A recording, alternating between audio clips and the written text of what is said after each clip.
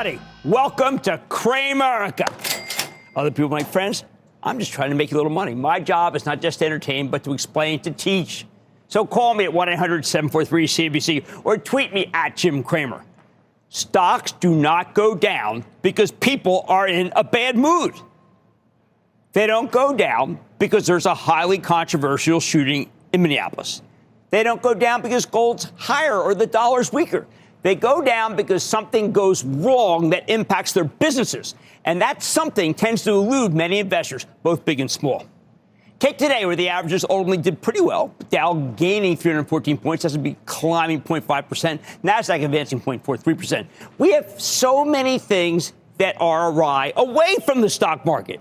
You can tell how people expect stocks to march to the drum of chaos and destruction by looking at the S&P 500 overnight futures, which we often think represent some sort of arbiter, a judge of what will occur when stocks open the next day. Sunday night's futures are often the most emotional, and last night was no different.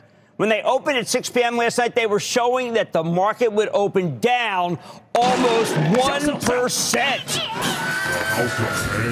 I've seen this Sunday night future plummet so many times in my career that you'd think that the stock market would be dramatically lower, not up, since the S&P futures started trading in the 1980s. They often represent the sum of all that weekend's fears and nothing positive at all. They have been wrong so often, but they're still taken seriously. I find this otherworldly. I write this very long think piece every Sunday for the CNBC Investing Club members, and it often touches on some of our most important stocks. Yesterday was no different, as I opined at length on why I thought Apple, Meta, and Microsoft would act well when they reported their earnings later this week.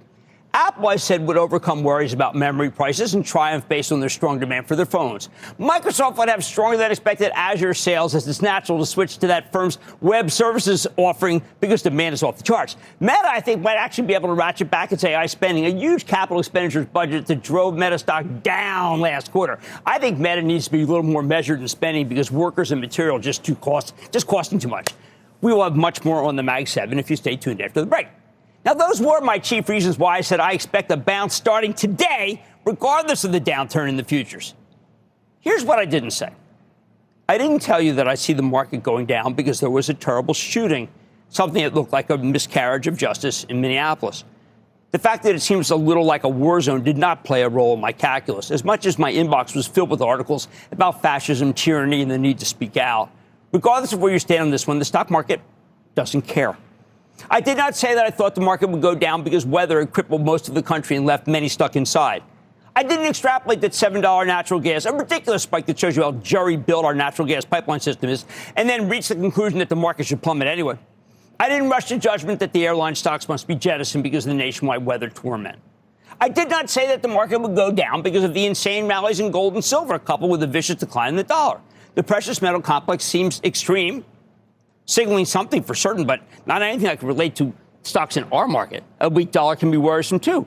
But it's great for our exporters. It's not much of a reason to dump the entire market. Now let's go over the cold, hard reality of things.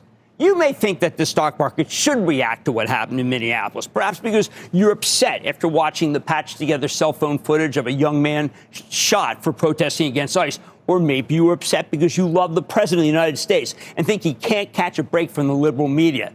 Either way, these deaths in Minneapolis have zero impact on the vast majority of publicly traded companies, and that's what matters to the heartless stock market.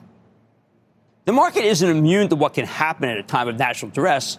In 1970, when the National Guard opened fire and killed 4 Kent State students who were protesting the Vietnam War, wounding 9 others, the market did have its worst single day since the assassination of John F. Kennedy. That said, it fell 2.5%. But we weren't in the grips of a powerful bear market back then, one of the worst bear markets ever. 3 weeks after the Kent State shooting, though, the stock market began a powerful rally, only gaining 30%. Some may fret about a weak dollar, but if you did, that would be kind of like a heads I win, tails you lose argument. We have many international companies that are located in the U.S. For years, they've been smoked by a strong dollar. It hurts them competitively. Now the opposite will occur. Procter & Gamble, with almost half of its sales overseas, could be a huge winner when it reports again next quarter. Maybe that's why it went up gigantically after that not-so-hot quarter last week. There's a reason so many countries try to manipulate their currency lower. Gold. All right, we're going to speak to the CEO of Agnico Eagle later this show, second biggest. But gold itself doesn't impact much more than the cost of jewelry. Silver's way up, and that is some industrial uses, but not anything that will result in a material hit to any major company's earnings. Now, look, both may hurt the earnings of Signet Jewelers, owner of Kay, Zales, and Jared. We have them all the time. Signet stock might be too high at 9 times earnings. Try as I may, I can't relate these crazy prices to anything else that you and I talk about, though. We knew the airlines would have to cancel a lot of flights thanks to the blizzard on Friday. They did. So what? The stocks were therefore mostly unchanged, having discounted the storm in advance. We knew the retailers would have a rough time as people would stay indoors. Sure enough, that happened. We said that Home Depot would do well because of the emergency buying. Well, that did happen, and I can't believe that actually went up a little bit. But Costco, where you saw pantry stocking nationwide, its stock went lower because it was bid up last week in anticipation of the storm. How about the stock of Generac, a company that makes emergency generators? It fell after rallying last week, and at one point today plummeted 11 points. Because the storm failed to knock out as much power as expected. These were discounted events. So it's not that the S&P doesn't respect everything that happened this weekend. It's that the S&P is made up of 500 stocks, and the stocks that play the largest role in the index, the Magnificent Seven, simply don't react much at all to the emotions of the moment. We're in earnings season, and as I write in How to Make Money in Any Market, earnings season is when stocks hew most closely to the fundamentals of the companies, to how the sales and earnings of a company were this quarter and the next quarter and the rest of the year. So let me give you the bottom line. I hope one day we get away from using the futures overnight and making judgments on them, and instead just have people go to Kalshi and make bets on the opening of the market. Then again, if the futures were allowed to be traded, and all the money poured into Kalshi, you and I know what would happen. Very quickly, the bets would dry out. Who wants to lose money every single weekend? Leave that to those who bet on the NFL. Let's go to Terry in Pennsylvania. Terry. Good evening, Mr. Cramer. Thank you for taking my call. I got a stock back on December the 10th. It was $414. Now it's $325. I know the margins are not great on it, and they're talking about A&I bubble possible coming up.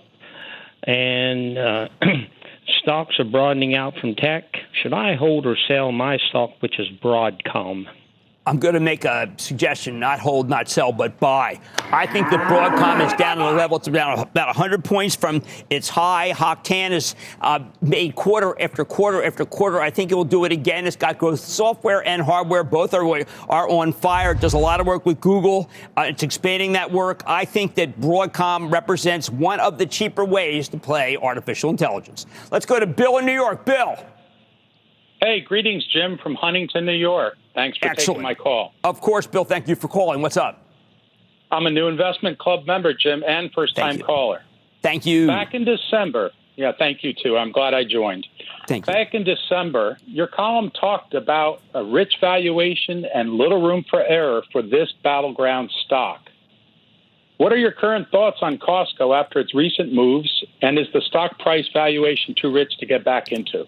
What a great question. Okay, but my concern about Costco, which we've owned pretty much for as long as I had the charitable trust, my concern was that it was selling at 50 times earnings. The highest it ever really trades at 47. The numbers are coming through, though, and that matters. We need to see the re-up rate. Right now, the re-up rate is not as strong as I'd like. The stock has bounced. That's terrific, but a lot of that's technical. I'm urging you to stay long Costco. It didn't do well today because it was up very big last week on people thinking that there would be a lot of pantry stocking. There was, and it was already discounted. I want you to stay with Costco. I still like it. All right. Now, it's not that the market isn't reacting to the events of the weekend. It's that the S&P is made up of some very large stocks that don't trade on emotion, and a lot of the events that occurred this weekend were already discounted by the week that we had before. That's how the market works. On Mad Money tonight, it's a big week of earnings with the Mag 7 on deck, and I'm breaking down what you need to know, how you can prep for these big quarters. Then on Friday, we had the first major IPO of the year, EquipmentShare.com. I am sharing where I come down on this new name, and I think it's going to surprise you. And will gold ever quit its move higher? I'm getting answers from the CEO of Agnico Eagle, so stay with Cramer.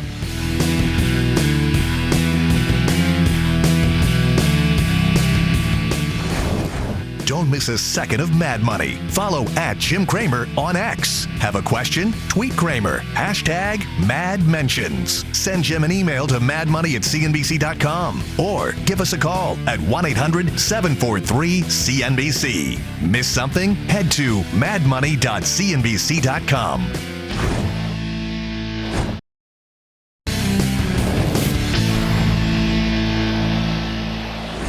During earnings season, there's one week where it feels like corporate America is trying to give me a heart attack on air. That's this week. We're here from 40% of the companies in the Dow Jones Industrial Average, nearly 20% of the S&P 500, and 4 members of the Magnificent Seven. Wednesday alone, we've got Meta, Microsoft, and Tesla after the close, with Apple following up the next day. That's a lot to process, which is why I want to help prepare you for the Mag 7 members that are reporting this week. Rather than trying to consume the whole fire hose of information that comes from these quarters in real time, it's helpful to know the most important plot lines so you can narrow your focus. Why don't we start with Meta Platforms, which saw its stock plunge 11% last time reported in late October, and it's now down almost 16% from its August highs. At these levels, Meta's selling for less than 23 times this year's earnings estimates, making it look pretty darn cheap. But if the stock's going to turn around, it needs a new catalyst. This time, as I told members of the CNBC Investing Club in my weekend think piece, I expect a great set of numbers from Meta, especially from their core advertising business. But these guys reported strong numbers last time, too, and it didn't matter because Wall Street only cared that they raised their capital expenditure forecast to fund a massive AI data center build-out. CFO Susan Lee said 2026 CapEx growth would be even more significant than what we saw in 2025, and that just crushed the stock. So when Meta reports on Wednesday, the big question is how much money are we talking about here? If we got a gigantic that's capital expenditure projection, it's going to be tough for Meta to rally. But if we get not terrible guidance on the CapEx front, then maybe the stock could break out of its downtrend. Beyond the spending projections, it sure would be helpful if Meta could explain exactly what it's getting out of its AI-related investments, of which there are billions of dollars worth. Now, they've made the case that AI has helped the core advertising business, and it's a compelling case. But without a popular generative AI platform or cloud infrastructure division, they don't have it, the other guys do, it's harder for people to understand how these investments will pay off for Meta. For instance, can the Meta Ray-Bans, for example, ever become a needle-moving business line? I love mine. But there are a lot of competitive ways to get AI data, including your iPhone. Next up, Microsoft had the same problem when it reported on the same night as Meta in late October. All of their numbers for the reported quarter look great. But after previously saying that their CapEx growth in fiscal 2026 would be lower than it was in fiscal 2025, they basically took that back and said the opposite was now true. Oh, man, did they kill their stock? CapEx growth will be higher this year than it was last year, so the stock got crushed. The other issue with Microsoft's last quarter, they projected a slight decline in the growth rate of their Azure cloud business. That's decline in the growth rate, not a decline, but in their growth rate. Even as management explained that was purely due to supply constraints, not a decrease in demand. Throw in the fact that Microsoft had some guilt by association when investors grew concerned about the prospects of its close partner OpenAI late last year, and you can see why Microsoft stock has just been pummeled, down 13% since the last report.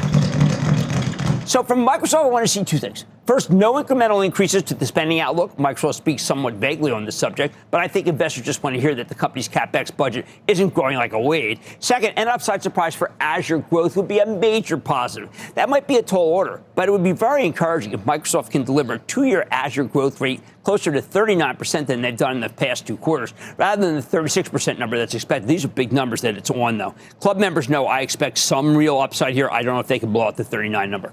At the same time, we want to see some positive commentary about Microsoft's Copilot AI functionality for Windows, as investors seem to be losing faith in this product, treating it like the next Clippy. And it certainly wouldn't hurt for the company to make clear that its core Windows Enterprise software suite is not vulnerable at all to the rise of generative AI platforms that can help software engineers build their own applications. I don't know if you've been on some of these, but you can kind of, like, for instance, on Anthropic and Claude, you can write programs. I wrote a program this weekend. I still can't believe I was able to do it. It would inspire a lot of confidence if Microsoft would tell you that they do have a moat against that.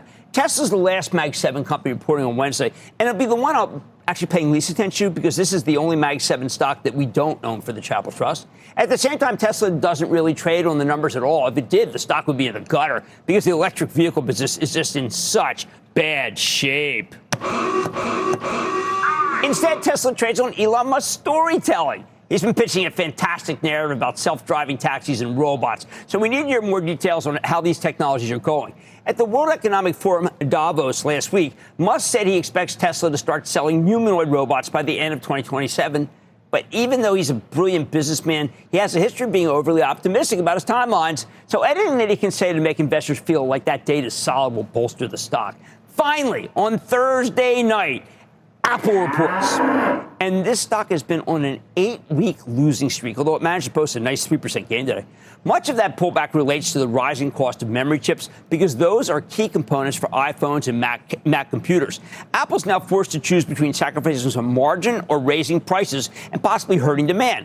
I want to see what kinds of gross margins Apple's able to generate and hear from management how they think that it could change in the future.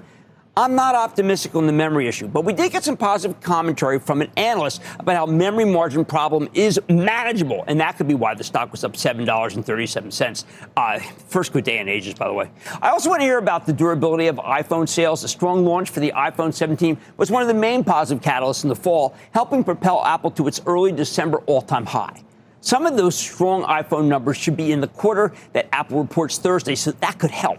Finally, for Apple, I've got to have an update on the company's AI strategy, as the long-delayed Siri reboot should finally happen this spring. A couple weeks ago, I broke the story that Apple's working with Google's Gemini technology to power its Apple Foundation models, though we didn't get any indication that Google's paying Apple for the privilege like they pay to be the default search engine on the iPhone. In fact, it looks like Apple could be paying them a small amount still. It would be good to get more details on the Gemini partnership, which should still net Apple more than $20 billion this year. I think that's, remember, the judge that was against this monopoly payment initially reversed that. The money could still be flowing to Apple big. Now, Apple really doesn't get enough credit for sidestepping the massive spending commitments that its fellow mega-cap tech companies keep making to stay competitive in AI. You don't hear them spending tens of billions of dollars on data centers. But maybe some huge CapEx numbers from Meta and Microsoft the night before will remind investors that Apple's the one tech titan that's not spending like a drunken sailor. Regardless, you know my view on this. Own Apple, don't trade it. Here's the bottom line. Now you know what to watch out for when Meta, Microsoft, Tesla, and Apple report right on top of each other this week. Don't worry. I'll be going through every aspect of those quarters because I just can't help myself. And I know you want them. Mad Money is back after the break. Coming up, Friday brought us the first major IPO of 2026. So, should you be buying in? Cramer's digging into equipmentshare.com to give you the scoop. Next.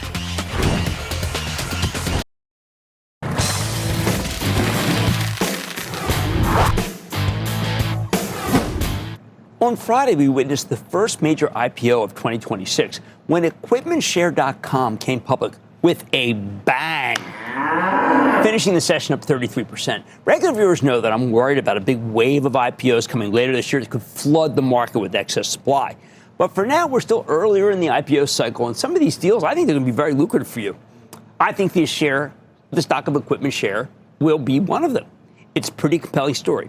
This is a modern equipment rental platform that was founded by a pair of former contractors a little over a decade ago.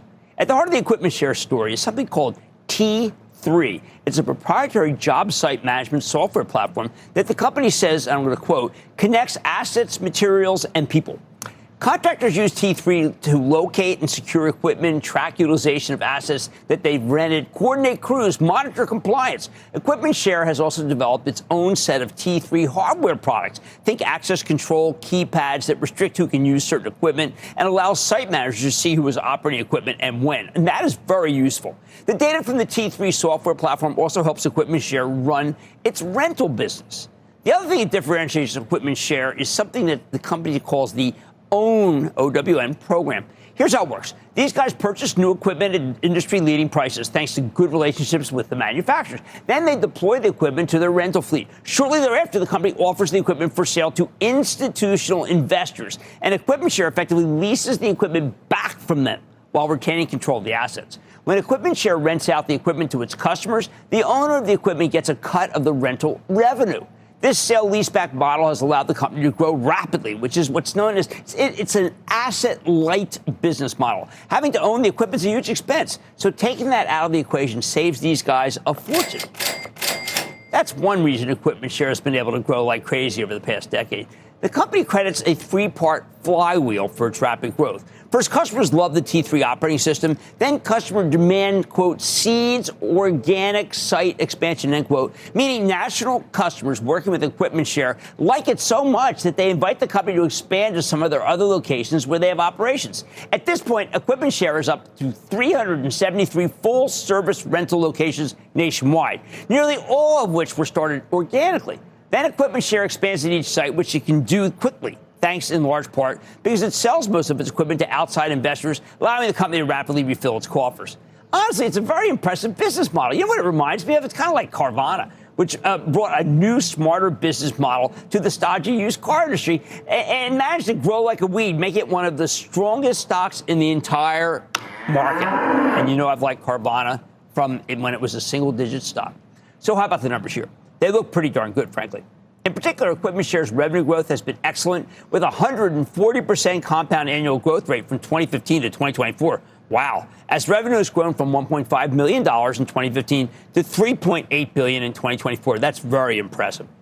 That revenue growth has remained elevated in the last few years.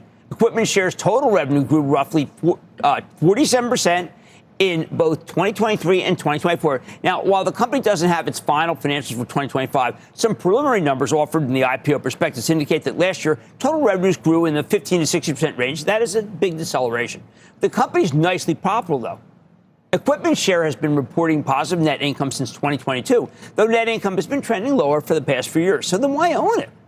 Well, maybe that's the wrong metric. The better metric is to look at the adjusted earnings before interest, taxes, depreciation, and amortization, or what's known as EBITDA. And that has been growing nicely from $402.8 million in 2022 to $533.5 million in 2023 to $603 million in 2024. Again, we got some preliminary numbers for 2025, and those show adjusted EBITDA growth of 10 to 12% last year. That's the number that we need to know. Put it all together, it's a pretty darn good positive story. There's a reason the stock had a hot start on Friday when it made its debut.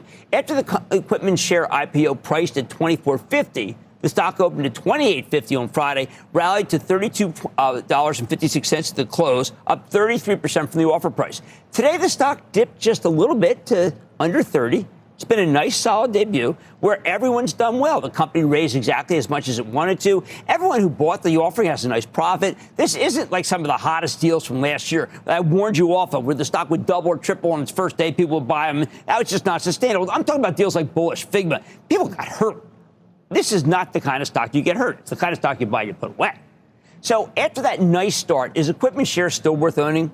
I gotta tell you, 29 and change. EquipmentShare has a market cap of around $7.5 billion, adding a little over $2 billion in net debt, and the company has an enterprise value of just under $10 billion. And we have to go through some numbers here, but using the midpoint of last year's preliminary EBITDA numbers, this thing has what's called an enterprise multiple. That's the enterprise value to EBITDA ratio of 14.5. All right, that doesn't look too expensive to me on an absolute basis, not for a fast-growing disruptor in an attractive industry. Now, full disclosure, though, EquipmentShare is expensive compared to some of the top existing players in this equipment rental space that I talk about a lot. I'm talking about companies like the largest, United Rentals or Herc Holdings. They have trailing enterprise multiples of 10 and 8, respectively.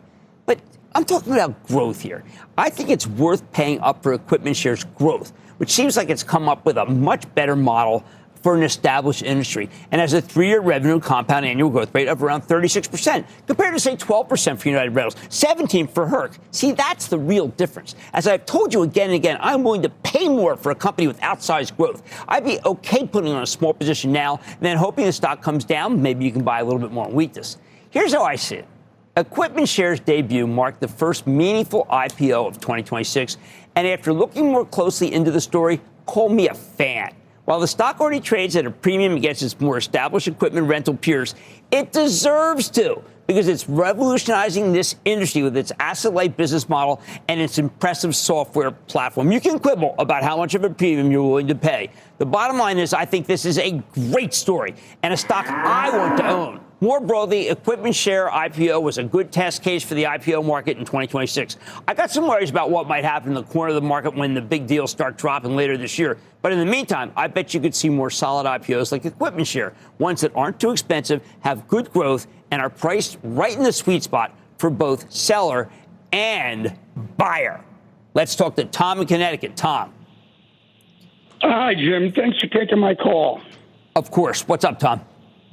I have an outsized position in Cleveland Cliffs, and I was wondering if you consider it a buy, sell, or a hold. Okay, my favorite is Nucor. I'm not going to recommend Cleveland Cliffs over Nucor because I think Nucor is a superior operator and has been for some time. Now, you're going to be able to buy Nucor at a discount. They reported a number. People didn't like it, but it was at its 52-week high going into the session. Call me a buyer of Nucor on any weakness. You know I think that Leon Topalian does a fantastic job with that company. Rich in Massachusetts. Rich. Hey, Jim. I just want to say thanks. I love your show. Thanks for always looking out for the little guy. You're very kind. Thank you. And I try to. I do my best. What's up? Excellent. My question tonight's about Old Republic. I bought it back in 2021 at $18. I've held it since, collected all the dividends. It was recently as high as 46, but it got hammered last Friday after earnings. It's down to 38.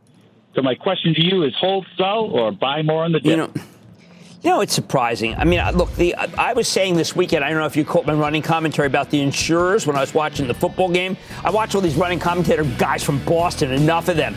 I said the insurers are under pressure. These quarters aren't that good, but I want you to look through it. Old Republic is a great company. I will not let you I have followed this company for many years, and I knew the quarter was bad. There'll be many good quarters after this. Just keep buying, keep reinvesting, and I think you will do just fine. It was an earnings miss, but all the insurers are missing this quarter.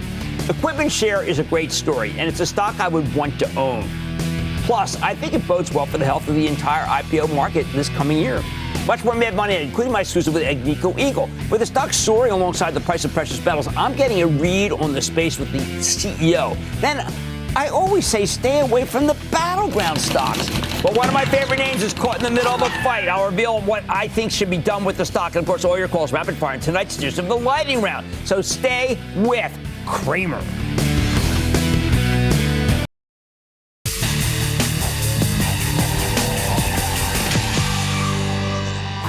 Is gold rally ever going to run out of steam? I have always urged you to own the precious metal in some way, in some shape, in some form, because it's an excellent hedge against inflation and economic chaos. Sure enough, the price of gold is now broken out above $5,000 an ounce for the first time in history, up from less than $2,800 an ounce a year ago. This has been a huge boom for the gold miners like Cramer, Fave, Agnico Eagle, with a stock that has more than doubled since last year. And it's rallied another 27% since the beginning of January. Can it keep climbing? Let's check in with Amaro Jundi. He's the CEO of Agnico Eagle to find out. Amaro, welcome back to Mad Money. Jim, it's always a pleasure. Great to see you. Well, first of all, I want to thank you for our viewers because you said be steadfast, stay long, and it has been unbelievable. So I have to ask you, can it stop? People keep saying where it can stop. I keep saying you haven't seen anything yet. Well, you know, who knows where it's going to be next week, Jim, or next month. But, you know, you've been bullish on gold since I can remember. And you know, the fundamentals that have pushed gold up are still there. Government spending. Now, add to that, you know, the catalyst we had a couple of years ago with Russia invading Ukraine and getting kicked out of the SWIFT system. And now a new catalyst, which is this ordered world we've lived in seems to be becoming less ordered. And that obviously has an impact on the world monetary markets, and gold is playing its role in that. Well, also, we have to believe that the Chinese, which we know have been selling treasuries, will, I think, be a buyer of whatever large size amount of gold there is. And it seems insatiable to them.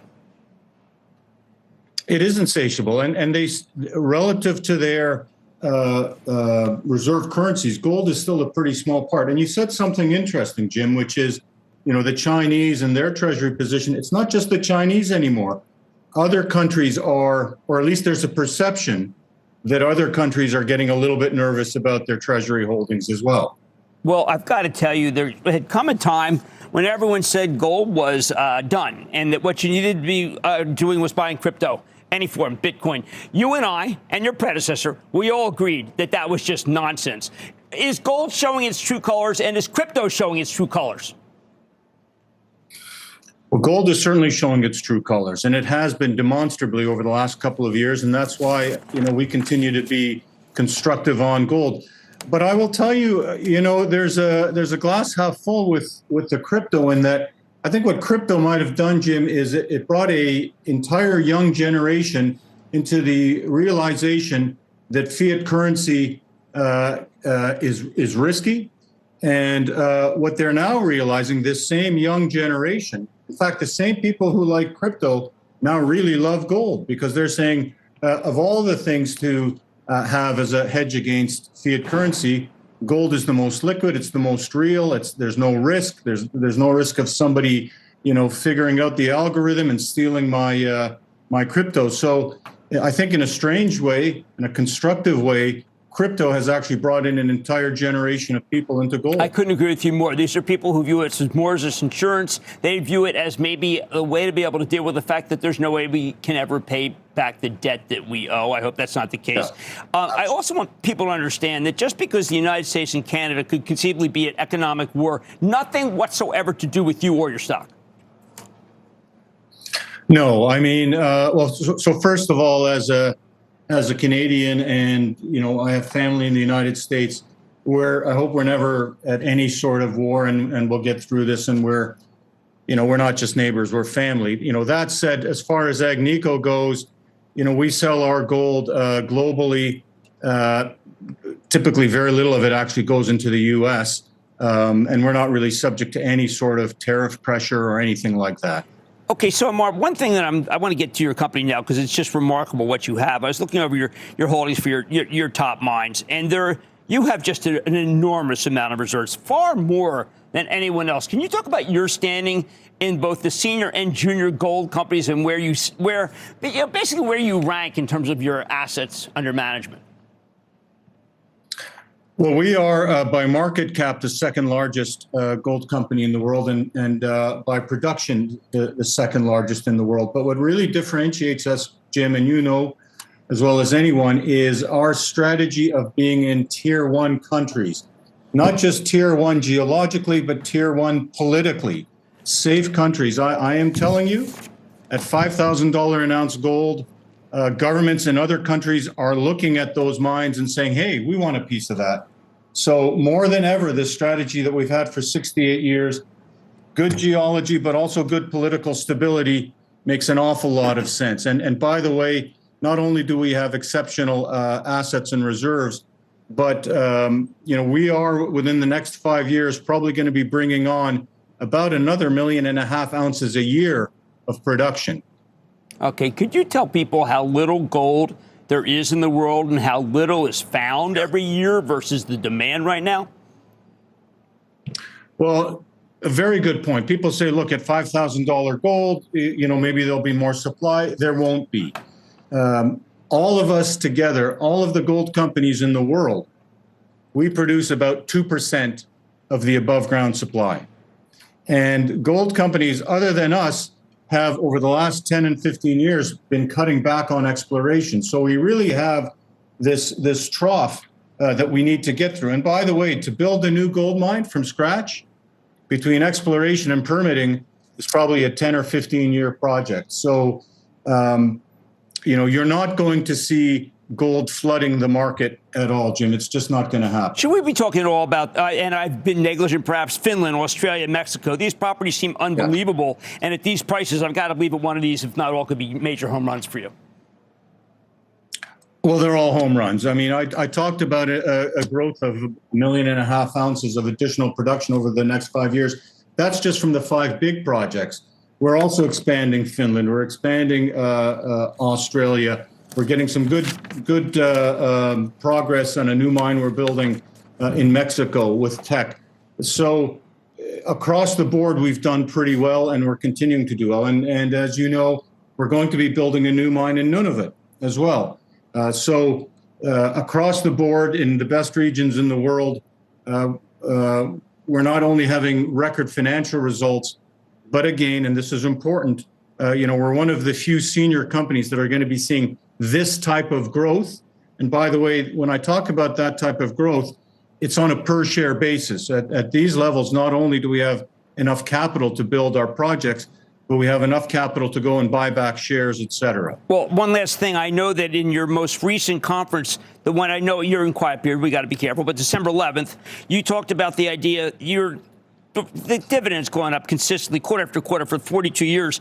What do you think now? I mean, you've got the chance to be able to say do a special dividend or really raise the dividend. Yeah. What are you thinking?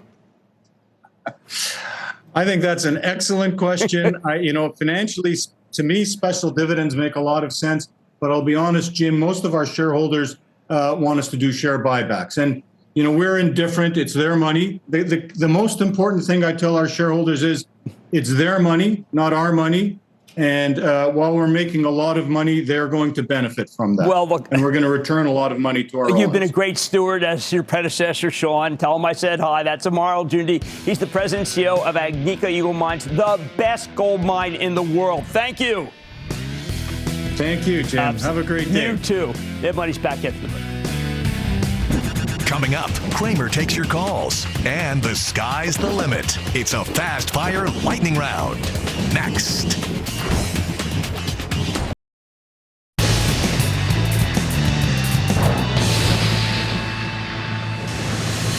It's time for the lightning round. It's him. It's not started by myself. So my staff for the plan is out. And then the lightning round is over. Are you ready, Ski Daddy? Time for the lightning round. Let's start with Ryan, Ohio. Ryan. Booyah, Jimbo. Booyah, Ryan. Hey, What's shaking? I sold out of some technology stocks, got the money to put to play. What do you think of American Towers? Well, American Towers, I got to tell you, there's been fewer demand for towers. It's been slowing down. I think that stock is no longer as investable as it was at one time, especially when James Takelet ran it. Let's go to Matthew in Arizona. Matthew. Jim, thank you so much for taking my call. I really appreciate it. Okay. AppLovin. Look, AppLovin's got great momentum, but the fact is it trades at one of the highest price earnings multiples in the entire market. I am not recommending stocks that have a price to multiple that is that high. Too much danger, even if I think the company's great. Let's go to Barbara, New Jersey. Barbara. Hi, Jim. How you doing? I met you on October 7th at the stock exchange. Sorry. I called you you were like Elvis and the Beatles. I don't know if you remember that. Anyway, thank you for the book. The book is great. Thank you. In addition to Nvidia, I bought MPLX, Marathon Petroleum.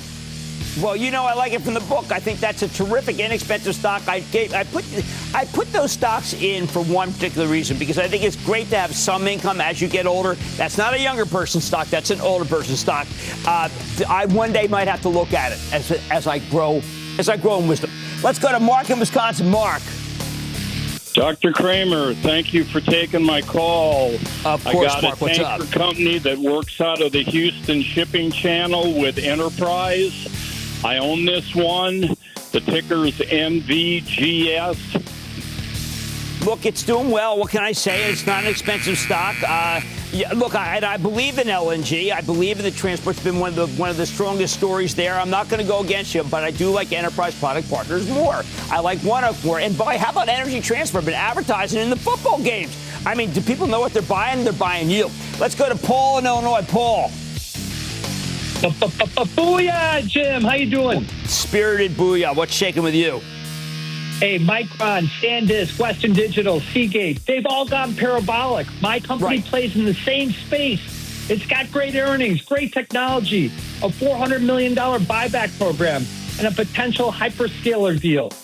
What are your thoughts on Pure Storage?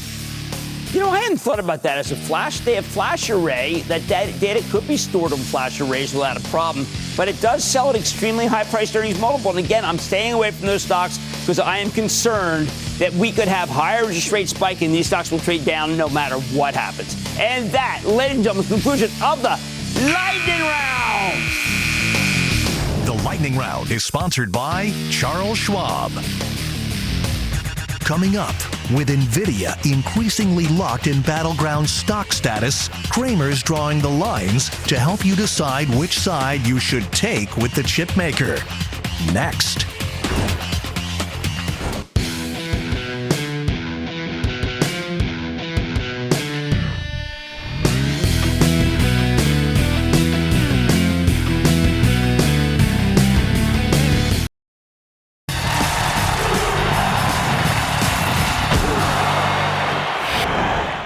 stay away from battlegrounds. You never want to own a stock where there are people taking shots at it from all sorts of sectors.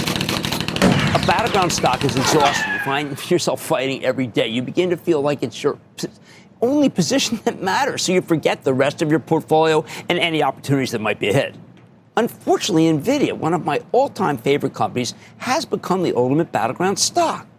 How did this company, which is leading us into the fourth industrial revolution, become so stuck in the mud as a tug-of-war that never seems to conclude? I had to ponder this very morning when Nvidia announced that it invested another $2 billion in CoreWeave, buying 22.9 million shares at $87.20 per share. It was a fantastic verification for CoreWeave, demonstrating that it's a preferred provider of Nvidia chips. These are hard to procure. If you're a big hyperscaler, you're going to get a serious allocation. If you're not, though, you know who to go to now. You can set up with Nvidia by getting it through CoreWeave.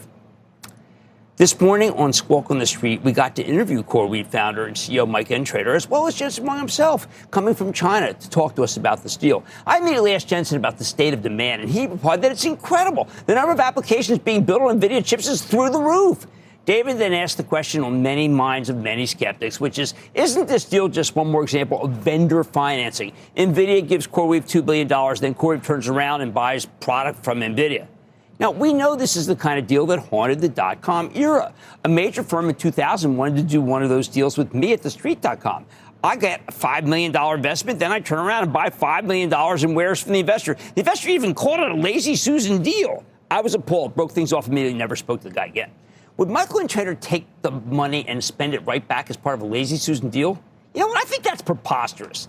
That would presume that Jensen's trying to make his quarter by spending money to get business. He has more business than he knows what to do with. That would presume that Entrader needs the cash or couldn't buy the chips. But Entrader's had no problem financing his purchases. Not only that, but CoreWeave has been selling its old chips for more than they pay for them because the market's so tight. Many thought that the chips would be worthless after 5 years of depreciation. That was totally wrong. So why did Nvidia do the deal? I think it wants to show that the marketplace that CoreWeave is a great partner. So anyone who can't get the latest and greatest Nvidia chips can go to CoreWeave and work things out. The demand will certainly be there. You know what didn't matter at all to these bears, though? I got tremendous assurance that there could be some very big Chinese sales on the horizon. Jensen's in China. That matters. To me, he sounded sanguine. He urged that no one take the sales for granted. I think that's terrific. I also think that the companies that keep on announcing the reliance on their own chips, Google, Amazon, and today Microsoft, continue to be gigantic customers of Nvidia.